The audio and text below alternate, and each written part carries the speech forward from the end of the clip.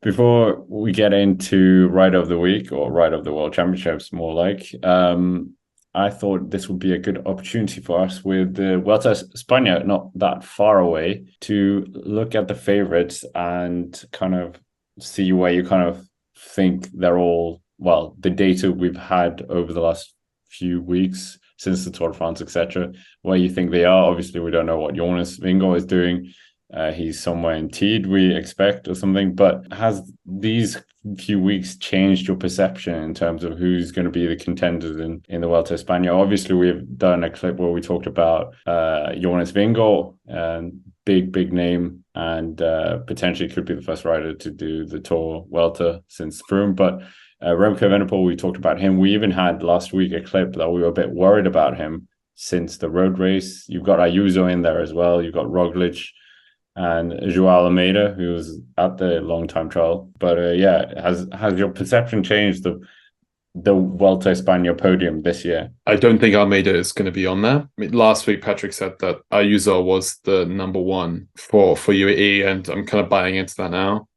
I thought maybe Almeida had the off day last week, but he looked pretty poor in the TT. I know a one day TT is different to a normal time trial, but he's a guy who's won the Portuguese championships and he's been up there on prologues at Grand Tours as well. So for him to be sort of so lackluster at that point, I'm just not feeling it.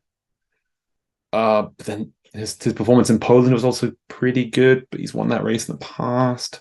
Evenepoel definitely has bounced back. We don't know what the Jumbo guys are doing. I know Roglic was at a camp in Tignes. I imagine, I'm not 100% sure right now, but I imagine Vingegaard has joined him at the altitude camp in the Alps to get ready for the Vuelta. Which other favourites do we even have? Garrett Thomas, he looked decent in the time trial, 10th place. That's all right. I just don't know if Thomas could win the Vuelta, particularly with this company.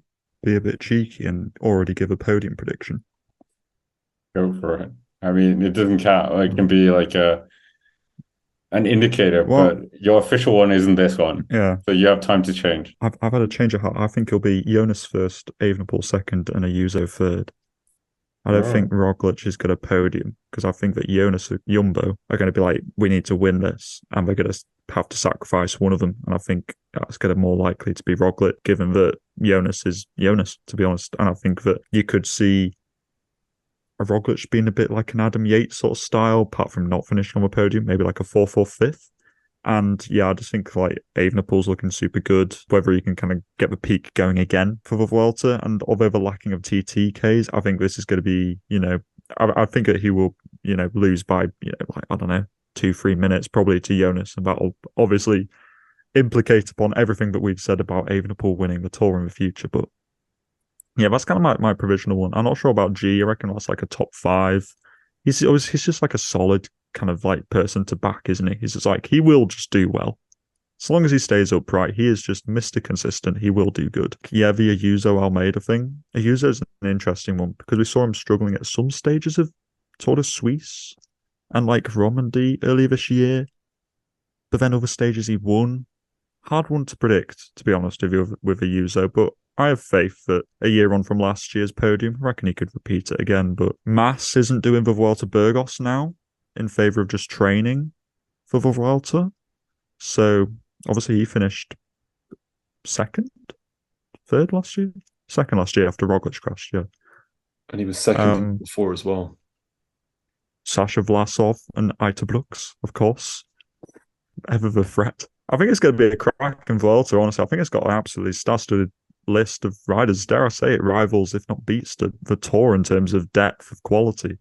I reckon it's going to be a real good race. Pogaccia. That's what is in Ewan's head right now. He should be there. Yeah, that's what I'm thinking. It's like everybody else is there. Imagine that team. Ayuso, Pogacar, Almeida. That's just like all stars. Oh, yeah, that's amazing. But then like what you said about Ayuso having like the hot and cold kind of like races this year, that's like what Evenepoel used to do before last year's Vuelta, where he would like be so good on one stage, then lose 4 minutes the next stage, and those hot and cold performances. Maybe Ayuso's going to do the same and like bounce back here at the Vuelta and go for it. I still think Ayuso's too young maybe to win, but on the podium for sure. I do think Roglic will finish on the podium if he stays upright. All riders on the podium. Jonas, Ayuso, Roglic. Oh, you're not including Evenepoel. I don't know. I feel like Evenepoel's just gonna get like nay at this Vuelta. I feel like something's gonna happen where like Jumbo are gonna go ham and he's gonna be caught out. If you get what I mean. It's bad times. I also think just Vingegaard's just so good. Yeah, legit. He is. Especially on like stage 20, those like continuous cat frees.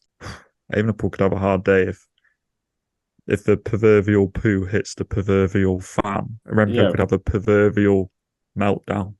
But I think you guys are right, though. We haven't really seen him other than that Terreno, which, yeah, whatever. But in a Grand Tour setting, we've never seen Remco go against Jonas or Pogacar. So this should be hopefully like not just fizzles out. And it actually is an interesting duel. It's not just Remco kind of disappears. But I don't think his team's that strong, though.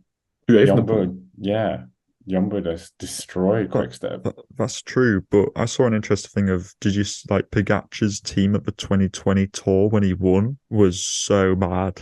Wasn't Christoph in the team as well? Yeah, there was like Christoph, Vergelagen, Polang, just Formolo, and just a load of people like you wouldn't have even expected that, I don't know, that they would have been able to support a Tour de France victory. And they did. Fabio Aru as well. The fact that Aru went into that race as like co-leader with Pogacar.